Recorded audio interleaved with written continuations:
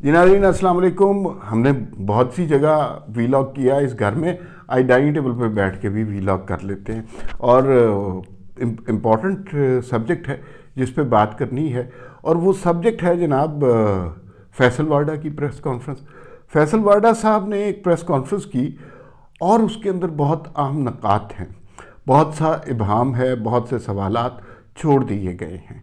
हम कोशिश करेंगे कि मैं और मेरी अहलिया शनीला अम्मार इस वीलॉग के अंदर उन तमाम सवालात का अपनी बिसात अक्ल के मुताबिक जवाब देने की कोशिश करें, और कुछ सवालात जिनके जवाब नहीं हैं वो कम से कम सवालात आपके जहनों के लिए, आपके सोचने के लिए छोड़ दें। सबसे पहला सवाल फैसल वाडा के हवाले से ये हुआ कि फैसल वाडा की ये प्रेस कॉन्फ्रेंस पीटीवी पे क्यों हो रही थी और इसको लाइव सारे चैनलों में क्यों दिखाया जा रहा था। हाँ, ये सवाल सारे कर रहे थे और फैसल वाडा से भी ये सवाल हुआ। तो फैसल वाडा ने कहा कि जनाब, चूँकि ये मैं अरशद शरीफ के मामले में करने आ रहा था, और अगर आपने देखा हो तो जिस दिन से अरशद शरीफ का कत्ल हुआ है पीटीवी पे डेली जो है उसके बारे में ख़बर चलती है। तो वो ख़बर भी चली है, पैकेजेस भी चले हैं, वहाँ से भी उन्होंने कीनिया से भी अपने नुमाइंदे से बात की है। तो शायद इस वजह से कि वो आ रहे थे, उन्होंने कोई इंकशाफात करने थे, तो उनकी पीटीवी के ऊपर जो है वो प्रेस कॉन्फ्रेंस हो चली है। अच्छा, मुझे हैरत सिर्फ इस बात की है कि जो उनकी प्रेस कॉन्फ्रेंस में बातें हुई हैं, जो उनकी प्रेस कॉन्फ्रेंस में चीज़ें कही गई हैं, सहाफ़ी का काम होता है उस पर सवाल उठाना। जो पीटीआई के सहाफ़ी हैं वो उस पर सवाल उठाने की बजाय वो एक ही सवाल करें, पीटीवी पे क्यों दिखाएगी, पीटीवी पे क्यों दिखाएगी, पीटीवी पे दिखाएगी तो आप समझ जाए कि क्या इसका मकसद हो सकता है। भाई, आप सवाल क्यों नहीं उठा रहे? सहाफ़ी का काम होता है सवाल उठाना प्रेस कॉन्फ्रेंस से। आप कहें कि नाम क्यों नहीं लिया गया, फैसल वाडा नाम ले। जब वो कहते हैं कि मैं डरता किसी से नहीं हूँ, मैंने रिकॉर्डिंग करा दी हुई है, वो बंदे एक मारे एक जाएंगे करके ना। ना हाँ, पहले इस पे ना। अच्छा, मैं अब पहले यही कह रही हूँ कि सवाल करते, सवाल क्यों नहीं कर रहे? ये पीटीवी पे दिखा देना लाइव, ये कोई बात नहीं। ये एक क्या उसको कहते हैं कि कुछ ना मिले तो हमें गोंगलों से मिट्टी झाड़नी। अच्छा देखिए, बुनियादी बात ये सिर्फ सहाफ़त की नहीं, ज़िंदगी में भी बड़ी इम्पोर्टेंट बात है। ये इम्पोर्टेंट नहीं है कि कोई शख्स कहाँ बैठा है, कोई शख्स उसका बैकग्राउंड क्या है, लेकिन वो शख्स जो है क्या कह रहा है, ये बहुत इम्पोर्टेंट बात है। और मेरे ख़्याल में इस प्रेस कॉन्फ्रेंस की सबसे नुमायाँ बात ये थी कि तहरीक इंसाफ के एक सीनियर रहनुमा ये बातें कर रहे थे, और वो बातें ये नहीं है कि वो इमरान खान से कोई बगावत कर रहे थे, वो बातें खुलकर बातें कर रहे थे। और हो सकता है कि इस प्रेस कॉन्फ्रेंस को इमरान खान की इंडोर्समेंट भी हासिल हो और उनकी इजाज़त से हो रही हो। तो इम्पॉर्टेंट बात यह है कि तहरीक इंसाफ के रहनुमा क्या कह रहे थे, ना ये कि वो किस जगह बैठे कह रहे थे। अच्छा, दूसरा सवाल, एक चीज़ ये भी है कि अभी फवाद चौधरी का भी बयान आ रहा था, फिर नवाज पीटीआई के और भी एक दो लोगों के बयान आ रहे थे। उन्होंने कहा हमें समझ नहीं आई कि फैसल वाडा क्या कहना चाह रहे थे और उन्होंने क्या कहा है। फवाद चौधरी का मैं तो फ़ोन करके पूछूंगा फैसल वाडा से कि उसने क्या कहा है। तो मतलब जो पीटीआई के लोग हैं या उनके लीडरान हैं वो अभी कुछ डिसऑन नहीं करे, बात नहीं करे, जितनी पीटीआई के सहाफ़ियों का मसला हुआ है पीटीवी पे प्रेस कॉन्फ्रेंस का। तो अगर फवाद चौधरी कह रहे हैं कि हमें समझ नहीं आई, हम फ़ोन करेंगे, हम उससे पूछेंगे। दूसरी बात यह है कि फैसल वाडा ने क्या कहा है। अच्छा फैसल वाडा ने ना इबाम क्रिएट किया, हाँ, लेकिन कुछ बातें बड़ी क्लियर की हैं। मसलन इस बात से जो आज उन्होंने प्रेस कॉन्फ्रेंस की, इमरान खान के लॉन्ग मार्च को बहुत धचका लगेगा, ये तस्लीम करना। मतलब जब उन्होंने कहा कि लॉन्ग मार्च में मुझे खून ही खून और जनाजे ही जनाजे नज़र आ रहे हैं, प्लस उन्होंने कहा कि अगले चंद दिनों में कुछ मालूम, कुछ नोन और कुछ अननोन लोगों की लाशें गिरती मुझे नज़र आ रही हैं, जिसके नतीजे में फितना फसाद क्रिएट किया जाएगा। अच्छा, अब आपके ख़्याल में कि जो लोग लॉन्ग मार्च के लिए निकलना चाहते थे, क्या वो अपने बच्चों को लॉन्ग मार्च के लिए अब भेजेंगे या नहीं? नहीं, लोग डर जाएंगे। ज़ाहिर है जो फैमिलियों ने आना है, जिस तरह फैसल वाडा ने आके प्रेस कॉन्फ्रेंस की कि देखिए बहुत से लोग, अभी मैं आपसे ये पूछूंगी भी, इसको जावेद हाशमी से भी मिलाने की कोशिश करें कि जब जावेद हाशमी जो थे उन्होंने प्रेस कॉन्फ्रेंस की और उन्होंने कहा कि इमरान खान जो है वो फौजियों के कहने पे ये कर रहे हैं, आगे जो वो आएंगे जजेस आएंगे, वो आके नवाज शरीफ को नाहल करेंगे, और वो हुआ भी यही जो जावेद हाशमी ने कहा था। तो भूलना नहीं चाहिए कि जावेद हाशमी ने क्या कहा था। लेकिन جاوید ہاشمی نے پھر اس وقت ریزائن بھی کیا, استعفیٰ بھی دے کے چلا گیا. یہ تو عمران خان کو کلین چٹ دے رہا تھا نا. نہیں, ایک تو یہ ہے کہ اس کا جاوید ہاشمی کے ساتھ تو کوئی تعلق نہیں بنتا. کسی بھی سٹیج پہ پریس کانفرنس میں فیصل وارڈا نے عمران خان سے بے وفائی نہیں کی. وہ انہیں اب بھی اپنا سپریم لیڈر مانتے ہیں, وہ ان کے ساتھ دھرنے میں بھی جانے کو تیار ہیں, لانگ مارچ میں بھی, ڈسپائٹ آف دا فیکٹ کہ ان کی جان کو بھی خطرہ ہے. تو وہ انہوں نے وہ جاوید ہاشمی سے کمپیریزن بالکل نہیں ہو سکتا. دوسرا, جاوید ہاشمی کا جو پولیٹیکل بیک گراؤنڈ ہے اور فیصل وارڈا کا جو پولیٹیکل بیک گراؤنڈ ہے, دونوں میں زمین آسمان کا فرق ہے. اچھا, لیکن اس پریس کانفرنس میں اہم بات جو انہوں نے کی, یہ جنازوں کی, لاشوں کی. ایک طرف عمران خان کہہ رہے ہیں کہ خوف کے بت توڑ دو, اور دوسری طرف فیصل وارڈا کہہ رہے ہیں کہ انہیں لاشیں اور جنازے نظر آ رہے ہیں. تو یہ جو ہے یہ کنٹراسٹ ہے عمران خان کے بیانیے سے اور عمران خان کی سوچ کے ساتھ. اچھا دیکھیں, بہت سی چیزیں ہیں جو کلیئرٹی مانگتی. میں نے آج بھی جب ویلاگ کیا, آپ بھی کر رہے ہیں, ہم سب سوال پوچھ رہے ہیں. پہلی بات تو یہ کہ اس نے فیصل وارڈا نے کہا ہے کہ ارشد شریف کو ایک سازش کے ذریعے باہر کے ملک بھیجا گیا. وہ جانا ہی نہیں چاہتا تھا, وہ یہاں رہنا چاہتا تھا. یہی بات عمران خان نے کہی کہ وہ جانا نہیں چاہتا تھا, میں نے اس کو بھیجا, میں نے اس کو کہا تمہاری جان کو خطرہ ہے. میں بار بار یہ بات کہہ رہی ہوں کہ ارشد شریف ایسے کون سے بم پھوڑنے لگا تھا کہ اس کی وجہ سے زیادہ خطرہ ہو جا رہا تھا اسٹیبلشمنٹ کو, اور اس کو کہا تم چلے جاؤ, تم چلے جاؤ. اور عمران ریاض کو نہیں کہا گیا, اور شہباز گل کو نہیں کہا گیا, وہ ایک ہفتہ جیل گئے, واپس نہیں کرا. ارشد شریف کو کیوں باہر بھیجا گیا, زبردستی کیوں بھیجا گیا جب وہ جانا نہیں چاہ رہا تھا؟ پھر وہ دبئی تھا, فیصل وارڈا نے بھی یہ بات کہی. اس سے پہلے, دبئی سے پہلے وہ گیا کس ایئرپورٹ سے, وہاں پہ پروٹوکول کس نے دیا؟ ہاں, پشاور ایئرپورٹ سے گیا ہے. پشاور کی حکومت نے اس کو فیسیلیٹیٹ کیا ہے. سوال سارے وہی کر رہے ہیں کہ کس نے ٹکٹ خریدا ہے اس کا, کون لے کے گیا. بلکہ کل اس کی ارشد شریف کی والدہ نے کہا کہ جو لے کے گیا تھا وہی لے کے آئی. پھر مراد سعید کو ایمبولینس میں بٹھایا گیا, یعنی کہ یہاں سے مراد سعید اس کو لے کے گیا, مراد سے وہاں سے اس کو پشاور ایئرپورٹ سے دبئی بھیجا گیا. پھر یہ کہا جا رہا تھا کہ جو ایک سازش پلا رہے تھے کہ جی جھوٹ بولنا تو پی ٹی آئی کی سرشت میں شامل ہے نا, اور وہ بولتے رہیں گے جھوٹ. تو انہوں نے کہا کہ جی وہ ڈپورٹ کروایا حکومت نے, وزیر خارجہ کے سائن تھے اس کے اوپر. اور آج فیصل وارڈا کہہ رہا ہے کہ جب تک اس کا ویزا تھا وہ وہاں پہ رہا ہے. اچھا, پھر وہ کینیا ہی کیوں گیا؟ اگر آن ارائیول ویزا تو قطر بہتر ملک تھا کینیا سے. آپ کینیا کیوں گئے ہیں؟ کینیا کے جیسے بدنام ملک کے اندر کیوں گئے ہیں؟ پھر جب اگست میں وہ کہہ رہا ہے مراد سعید کہ قتل کی سازش ہونے والی بیرونی اس کے اندر, تو آپ کو پتا تھا تو آپ نے اس کو کینیا جیسے ملک کے اندر کیوں بھیج دیا, جہاں کی پولیس اتنی بدنام ہے, جہاں کی پولیس جو ہے ان سے آپ جیسے مرضی ٹیررسٹوں والے کام کروا لے پیسے دے کے. پھر فیصل وارڈا کہہ رہے کہ اس کو قریب سے گولی ماری گئی, گاڑی کے اندر سے ماری گئی. خیر وہ تو پوسٹ مارٹم کی رپورٹ سے پتا چل جائے گا کہ دو گولیاں لگی. ہم بھی بار بار یہ بات کہتے کہ اتنی گولیاں اگر چلی ہیں تو ڈرائیور کو کچھ کیوں نہیں ہوا؟ ڈرائیور کہاں پہ ہے؟ وہ خرم کون ہے؟ اس خرم نے فون کس کو کیا قتل کا بتانے کے لیے؟ پھر فارم ہاؤس کے بارے میں بھی ہے کہ فارم ہاؤس کس کا کینیا میں. آج جو رانا ثناءاللہ تھے انہیں خانزادہ کے پروگرام میں کہا جی یہ فارم ہاؤس انہیں کا ہے جن کا دبئی میں بزنس ہے. تو دبئی میں بزنس کس کا ہے؟ اے آر وائی کا.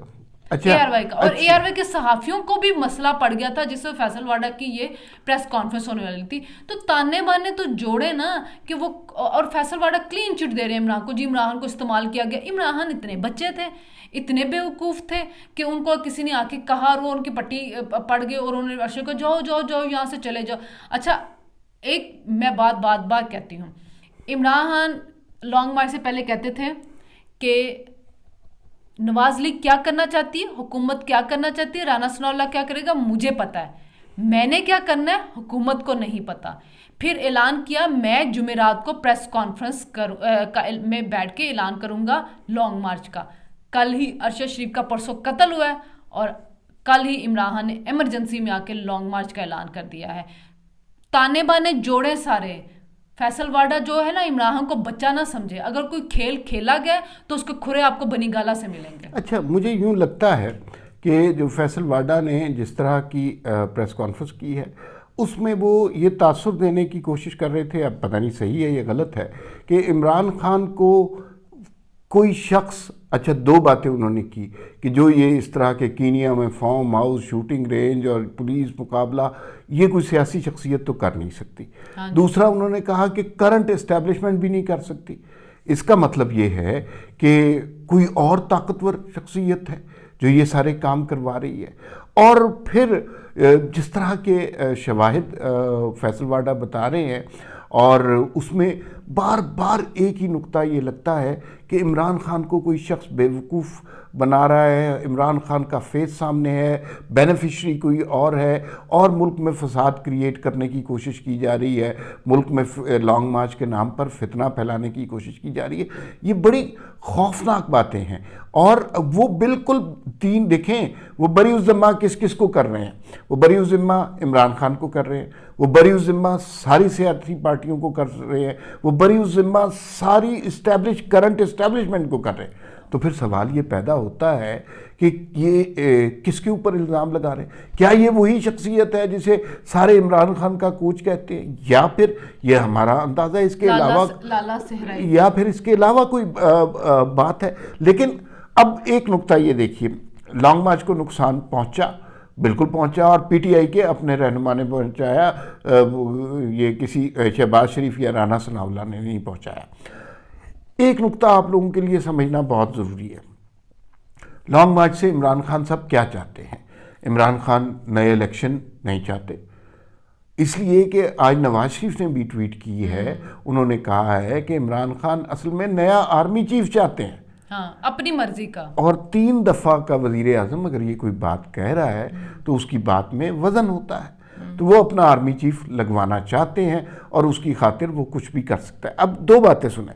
فرض کیجئے لانگ مارچ ہوتا ہے اور 5,000 10,000 15,000 لاکھ جتنے بھی لوگ نکلتے ہیں، وہ بڑے منظم طریقے سے نکلتے ہیں، ڈسپلنڈ ہوتے ہیں، اسلام آباد میں آتے ہیں، جو ریکوائرڈ جگہ عدالت نے انہیں دی ہوئی ہے وہاں پر بیٹھ کر وہ اپنا احتجاج ریکارڈ کرتے ہیں، جو ان کا جمہوری حق ہے، اس کے راستے میں کوئی رکاوٹ نہیں ہونی چاہیے. یہ سب کچھ ہو جاتا ہے، اور وہ بے شک وہاں پہ 10 دن بیٹھیں، 100 دن بیٹھیں، وہ ان کا جمہوری حق ہے.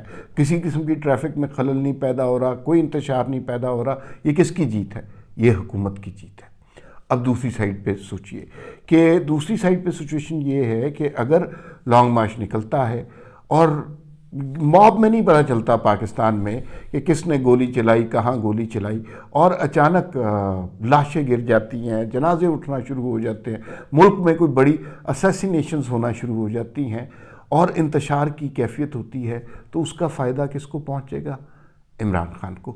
ہمیں ہر جرم کے حوالے سے سب سے پہلے بینیفیشری کو دیکھنا چاہیے کہ اس کا بینیفیشری کون ہو سکتا ہے، اور اگر انتشار ہوا تو پھر اس کا بینیفیشری عمران خان ہوگا. لیکن کیا اس کا بینیفیشری عمران خان ہوگا یا عمران خان کے پیچھے چھپی قوتیں ہوں گی؟ وہی ہوگا جس کی طرف اشارہ کریں فیصل واڈا کہ آستین کا سانپ ہے، اسی نے عمران خان کے ساتھ عمران خان کو یوز کر کے کھیل رچایا ہے، وہ اپنے فائدے کے لیے کر رہا ہے، میں جلدی پردہ اٹھاؤں گا. مطلب ظاہر ہے اگر آپ اتنے بہادر بن رہے ہیں، کسی سے ڈرتے ہیں، تو پھر آج نام لے کے اٹھتے ہیں نا، جو ہونا تھا وہ پھر ہوتا. دوسری بات یہ کہ خیبر پختونخوا اور پنجاب سے لانگ مارچ سٹارٹ ہو رہا ہے، اور دونوں پہ عمران خان کی حکومت ہے. تو اگر وہاں پہ لاشیں گرتی ہیں تو پھر لاشیں تو وہاں کی حکومت گرائے گی، پھر ذمہ دار تو وہ ہوگی. جب تک آپ اسلام آباد میں انٹر نہیں ہوتے اس سے پہلے ساری ذمہ داری تو صوبائی حکومتوں کی ہے، رانا ثناء اللہ کی تو نہیں ہے. تو اس کا مطلب کہ وہاں پہ لاشیں گرتی ہیں، کیونکہ وہاں پہ تو روکنے کی کوئی کوشش نہیں کرے گا، وہاں پہ گرتی ہیں تو وہ پھر وہ گرا رہے ہیں پنجاب والے خود ہی.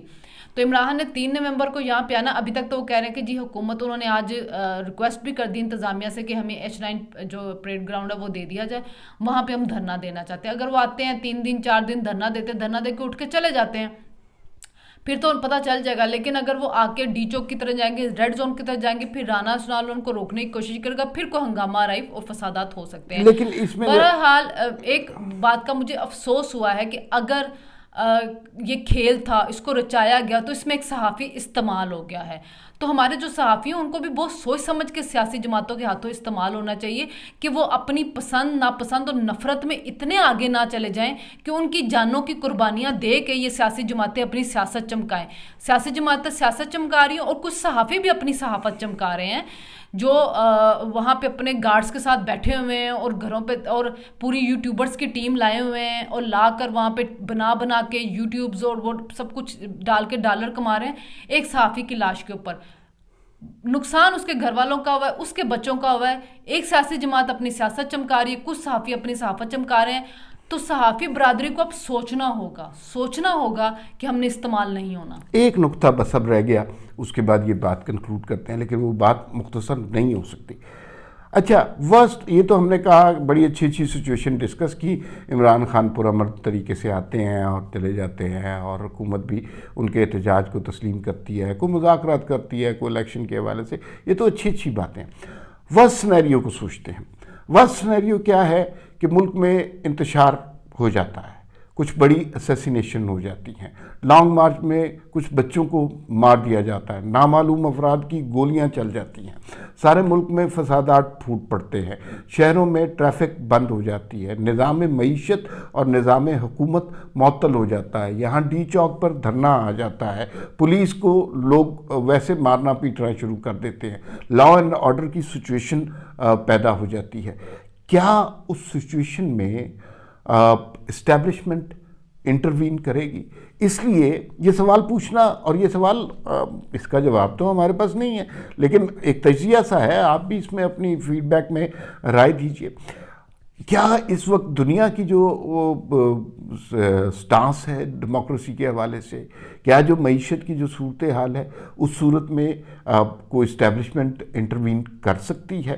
اور کیا یہ سارا کھیل جو شروع ہوا وہ, اور ہم نے ماضی میں دیکھا بھی ہے, اس طرح کی چیزیں ہوئی بھی ہیں کہ وہ ایک گروپ کی طرف سے انٹرونشن کے لیے ہو رہا ہے, تو اس پہ آپ کی کیا رائے؟ دیکھیں, ایک بات یہ کہ جو ہماری معیشت ہے وہ اس وقت متحمل نہیں ہو سکتی کسی بھی لانگ مارشل لا وغیرہ کسی بھی ایڈونچر کی.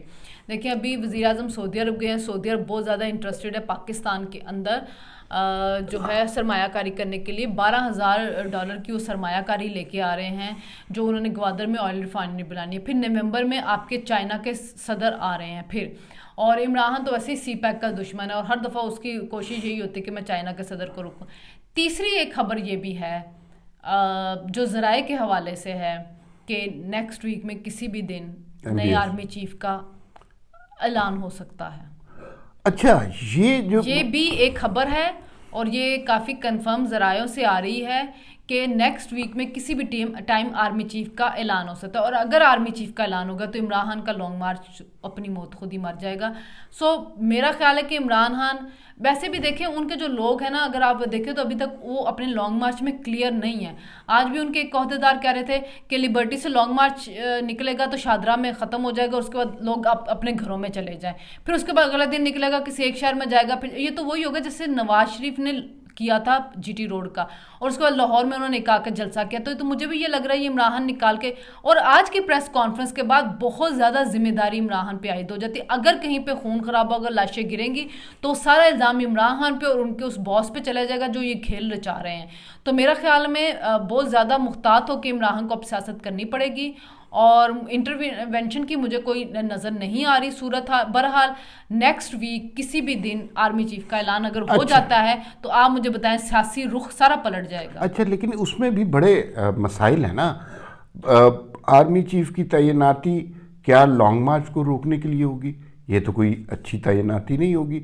عمران خان پہلے ہی اس کو عمران خان تو پہلے ہی اسے کنٹروورشل بنا سکے. دوسری بات یہ ہے کہ فرض کیجئے ملک میں فسادات پھوٹ پڑتے ہیں, مارا ماری ہو رہی ہے, اور اس سچویشن میں کیا نئے آرمی چیف کی تعیناتی ایک درست اقدام ہوگا؟ اس سے کوئی صورتحال بہتر ہو سکے گی, یا وہ نیا شخص جو اپنی طرف سے نئی انٹینشنز کے ساتھ آیا ہوگا, جس کے اوپر کوئی بیگیج نہیں ہوگا, اس کی ذات کو بھی ہم جو ہے متنازع بنا دیں گے؟ جو مارا ماری ہوتی ہے نا, وہ کبھی بھی سیاسی جماعتیں نہیں کرتی. اب وہ آپ کو پتہ ہے کہ کون سی جماعتیں کرتی ہیں, جن کو ہزار روپیہ دے کے لایا جاتا ہے وہاں سے ہوتا ہے, اور یہاں پھر جب ان کو کہیں سے کمک یا مدد پہنچتی ہے, وہ مدد اب ملنی نہیں ہے, ٹھیک ہے. اور وہ جماعتیں بھی اب اس طرح آپ کے ساتھ شامل نہیں ہیں. ایون طاہر القادری نے بھی کہہ دیا ہمارا کوئی تعلق نہیں لانگ مارچ سے. تو یہ صرف پی ٹی اے کا, سیاسی جماعتیں اتنا خون خرابہ یا اس طرح کی چیزیں نہیں کر سکتی, نہ وہ افورڈ کر سکتی ہے. میرا اپنا خیال ہے کہ آج کی پریس کانفرنس کے بعد کافی زیادہ ذمہ داری آ جائے گی عمران کے اوپر کہ اس کو اپنا لانگ مارچ پرامن ہر حال میں رکھنا ہوگا اگر اس نے فیملیوں کو شامل کرنا. اگر آپ کا کسی بھی جگہ پہ کہیں پہ بھی تھوڑا بہت ہنگامہ توڑ پھوڑ ہوئی تو اسلام آباد کے اندر کوئی ایک فیملی بھی آپ کے اس کے لانگ مارچ میں شامل نہیں ہوگی. صرف آپ کو خیبر پختونخوا سے پٹھان لانے پڑیں گے جو آپ ہر دفعہ لے کے آتے ہو 3-4 ہزار. تو یہ ہوگا. تو بہت زیادہ عمران پہ اب ذمہ داری عائد ہو جاتی ہے. ہم دیکھتے ہیں کہ آنے والے دنوں میں پی ٹی آئی کی طرف سے اس کے اوپر کیا آتا ہے اور جو کوئی ڈیولپمنٹ ہوتی ہے یا پی ٹی آئی والے اس کے اوپر پریس کانفرنس کر کے کیا ریبٹل دیتے ہیں وہ زیادہ دیکھنے والا انٹرسٹنگ ہوگا. تو میرے خیال میں جب کوئی نئی ڈیولپمنٹ آئے گی تو ہم پھر دوبارہ اچھا اس میں بس آخری جملہ میں ایڈ کر دوں وہ یہ ہے کہ اس لانگ مارچ میں اور اگلے 1-2 ہفتوں میں ہم نے یہ دیکھنا ہے کہ خوف کا بت ٹوٹتا ہے یا عمران خان اور اس کے کوچ کا بت ٹوٹتا ہے. پھر ملاقات ہوگی. اللہ حافظ.